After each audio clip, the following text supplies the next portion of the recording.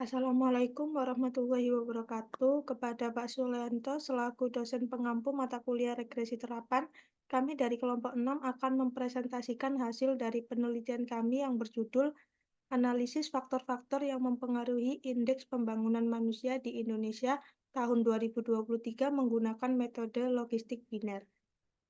Next. Untuk anggota kami yaitu yang pertama ada Keza dengan NIM akhir 086, ada Nadia dengan NIM akhir 088, Aziza dengan NIM akhir 079, Dwiki dengan NIM akhir 092.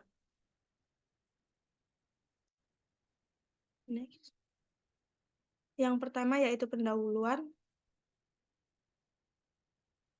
Manusia merupakan kekayaan bangsa yang sesungguhnya dan merupakan modal dasar dalam pembangunan.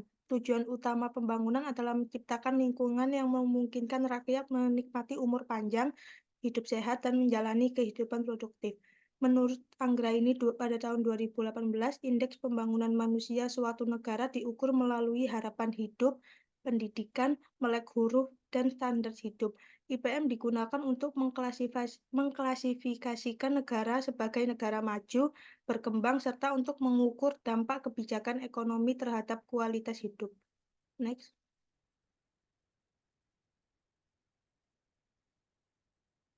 Kualitas pembangunan manusia dilihat dari capaian angka IPM. Setiap provinsi di Indonesia yang memiliki IPM mendekati 100 menunjukkan pembangunan manusia yang baik, sementara IPM mendekati 0 menunjukkan pembangunan manusia yang buruk. Penelitian oleh Permata pada tahun 2019 menyatakan bahwa pengeluaran per kapita berpengaruh signifikan terhadap IPM. Penelitian ini ingin membuktikan pengaruh angka harapan lama sekolah, rata-rata lama sekolah, dan angka harapan hidup terhadap IPM di Indonesia pada tahun 2023. Keterkaitan antara SDGs dan IPM ada pada SDGs 3, yaitu kesehatan dan kesejahteraan. Dimensi kesehatan dalam IPM diukur melalui harapan hidup yang mencerminkan tujuan SDG 3 untuk memastikan kehidupan yang sehat dan mendorong kesejahteraan bagi semua orang di segala usia. Indikator seperti angka kematian bayi, persentase balita kekurangan gizi, dan akses terhadap fasilitas kesehatan terkait langsung dengan tujuan ini.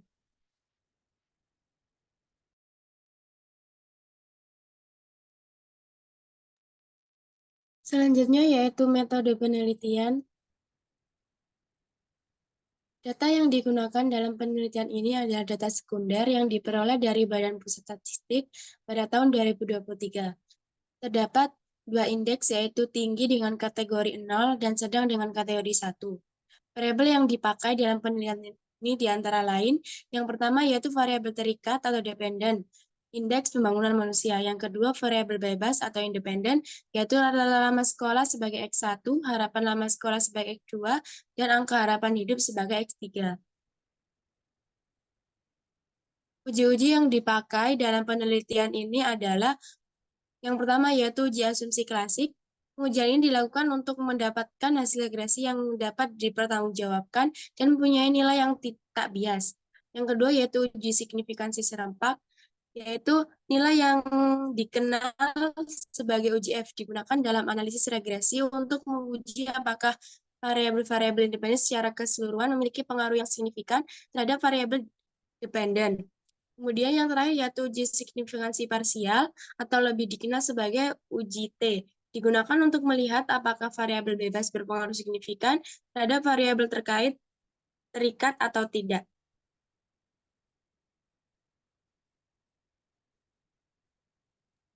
Hasil dan pembahasan. Statistika deskriptif. Pada variabel angka harapan hidup AHH diperoleh nilai minimum angka harapan hidup berada di Provinsi Sulawesi Barat, sedangkan nilai maksimum terdapat pada Provinsi DI Yogyakarta. Kemudian untuk rata-rata lama sekolah RRLS terendah berada pada Provinsi Papua, dan rata-rata lama sekolah tertinggi yaitu pada Provinsi DKI Jakarta. Next.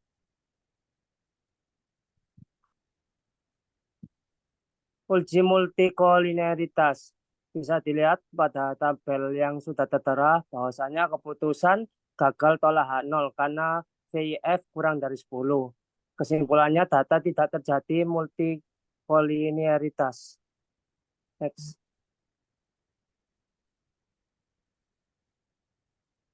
Uji heteroskedasitas. Hipotesis pengujiannya keputusan gagal tolak H0 karena p-value 1,00 lebih dari alfa 0,05. Kesimpulan asumsi residual identik tidak terjadi heteroskedasitas. Uji autokorelasi.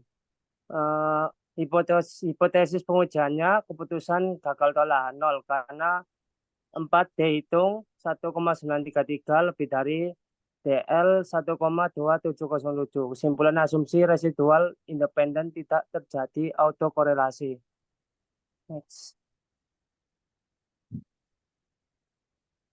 Uji kesesuaian model. Hipotesis pengujiannya H0 model logit biner sesuai, H1 model logit biner tidak sesuai. Dengan daerah kritisnya yaitu tolak H0 jika signifikansi kurang dari alfa 5%. Next. Oke. Pengujian. Selanjutnya pengujian signifikansi parameter secara serentak. Yang pertama,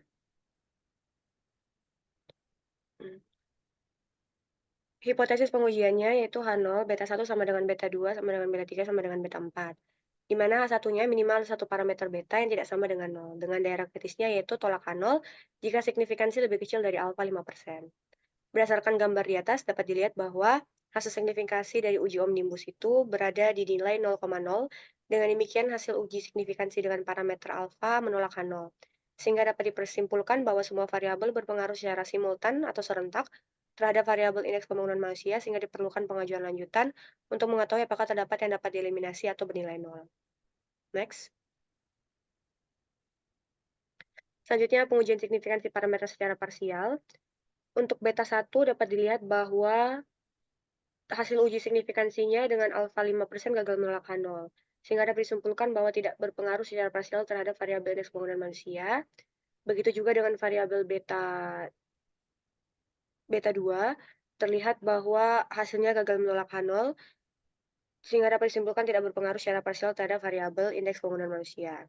Namun untuk variabel beta 3 bisa dilihat bahwa hasil uji signifikansinya adalah 0,024, sehingga menolak H0 dan disimpulkan bahwa berpengaruh secara parsial terhadap variabel indeks pembangunan manusia. Lanjut. Nah, untuk nilai odds rasionya sendiri, setelah dilakukan estimasi model logistik biner dan interval kepercayaannya nanti, selanjutnya dilakukan uji odds rasio yang di sini ingin dilihat terhadap variabel atau parameter yang mempengaruhi variabel respon. Di sini yang mempengaruhi hanya angka harapan hidup, sehingga kenaikan indeks pembangunan manusia yang lebih banyak dipengaruhi oleh angka harapan hidup sebesar 0,146 kali dibandingkan jika angka harapan hidup tidak dijadikan salah satu faktor dalam meningkatkan indeks pembangunan manusia. Next. Berikutnya estimasi modal dan interval kepercayaan. Dapat dilihat bahwa modelnya adalah 160,662 dikurang 2 min 307 XI1 dikurang 437 XI12 dikurang 1,922 XI13. Dengan atau bisa juga dilihat bahwa model logit binernya yang diambil hanya yang signifikan hingga didapatkan model akhir 160,622 dikurang 1,922 XI3. Next. Untuk interval kepercayaannya dapat dilihat bahwa beta 3 beta X terletak di antara 1,8749 dan 1,9690. Lanjut. Dapat juga dituliskan sebagai berikut. E pangkat 160,662 dikurang 1,922 XI13 dibagi 1 tambah E 160,662 kurang 1,922 XI3. Lanjut. Kemudian untuk iteration historinya, di sini Hipotesis H0-nya adalah model sebelum dimasukkan variabel tidak memenuhi syarat uji. Lalu H1-nya model sebelum dimasukkan variabel memenuhi syarat uji dengan daerah kritis, yaitu tolak H0 jika nilai log likelihood-nya lebih kecil dari chi-square. Nah, dapat dilihat bahwa hasilnya menolak H0 sehingga dapat disimpulkan bahwa model untuk iteration history 0 sebelum dimasukkan variabel sudah memenuhi syarat uji. Lanjut. Kemudian untuk iteration history step 1, hipotesisnya sama seperti yang iteration step 0, dan juga dapat dilihat bahwa menolak H0, sehingga dapat disimpulkan bahwa model sebelum dimasukkan variabel sudah memenuhi syarat uji. Lanjut.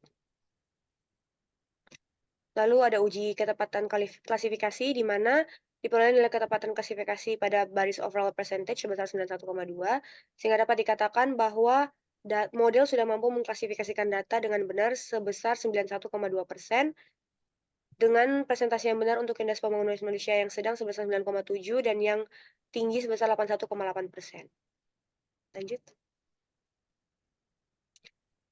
Lalu ada model summary. Model summary ini dapat dilihat dari nilai Cox dan Snell R-square dengan Nagelker R-square secara berurutan adalah 0,561 dan 0,783, sehingga dapat disimpulkan bahwa kemampuan variabel prediktor dalam menjalankan variabel respon sebesar 78,3% dan 21,7% berasal dari faktor lain di luar model yang menjelaskan variabel respon.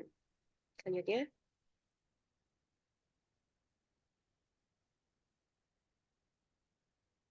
Selanjutnya yaitu diagnosis model Logit-Wiener, di mana hasil outclass di atas didapatkan nilai signifikan yaitu 0,808, di mana 0,808 lebih dari 0,05, sehingga dapat disimpulkan bahwa gagal tolak H0, yaitu didapatkan keputusan model sesuai dengan data.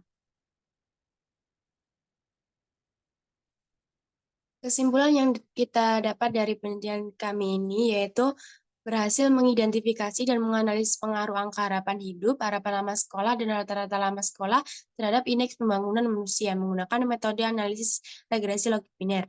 Hasil penelitian menunjukkan bahwa semua variabel independen yang diteliti memiliki pengaruh yang signifikan dan positif terhadap IPN. Model regresi digunakan dalam penelitian ini mampu menjelaskan 8,3% variasi dalam IPM, menunjukkan bahwa keempat variabel yang diteliti merupakan faktor-faktor utama dalam menentukan tingkat pembangunan manusia. Berdasarkan temuan ini, disarankan agar pembuat kebijakan dan pemangku kepentingan lainnya fokus pada strategi yang meningkatkan kesehatan, literasi, pendidikan, dan pertumbuhan ekonomi secara bersama untuk mencapai peningkatan yang berkelanjutan dalam IPN.